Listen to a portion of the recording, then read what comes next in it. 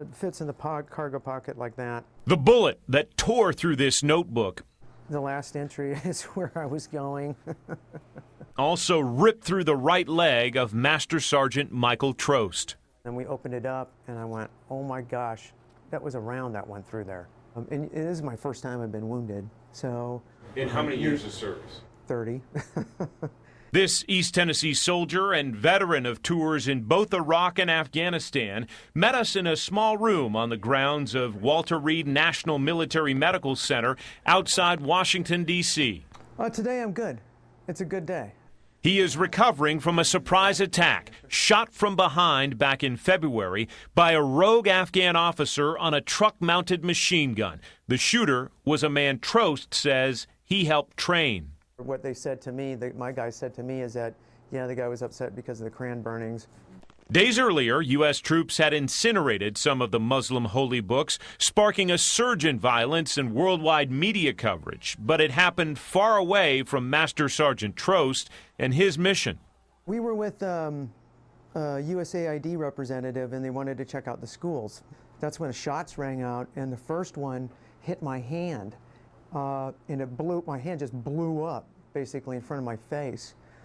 And at that point, it became kind of surreal, and I said, I'm being shot at, obviously. And when I was down on the ground after I'd been shot, I was just like determined. I was like, I'm not going to die here.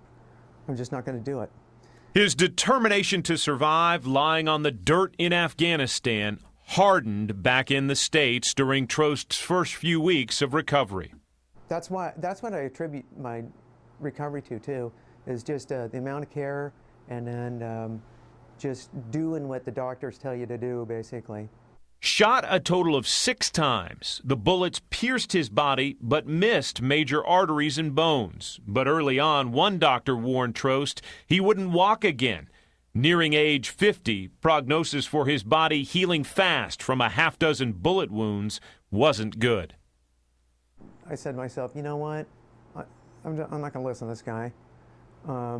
He may be right. However, I'm going to work like heck to prove him wrong. How's the journey been for you? Overwhelming. It's an amazing process. Everything happens so fast within those first couple of days. By her husband's side now for almost 2 months. We're pretty positive people. Stephanie Trost has recorded Michael's move from a hospital bed to a wheelchair to standing upright and his first few steps. I tried to post at least a kind of an update every morning. This is where we are today. And kind of everybody's followed the progress along with us, shared the journey with us. I cannot say enough about this hospital. It is world-class care. Among the highlights, a personal meeting with President Obama. That was a very moving kind of moment. A couple weeks later, the Trost shared a half-hour chat with the First Lady. But it is the goodwill messages from home, back in East Tennessee, that stir the most emotion in this wounded soldier. You can see I'm choked up about it, but it's been great. It's been real great. Before he heads back to his homestead in Maryville, this Master Sergeant must endure more therapy. His surgery count is approaching 20, but he says he's feeling strong. Now, how's that feel? It feels fine. On this day, he's strong enough to stand. To get to this point took me probably about 4 weeks. When's the last time you've seen rain or felt rain?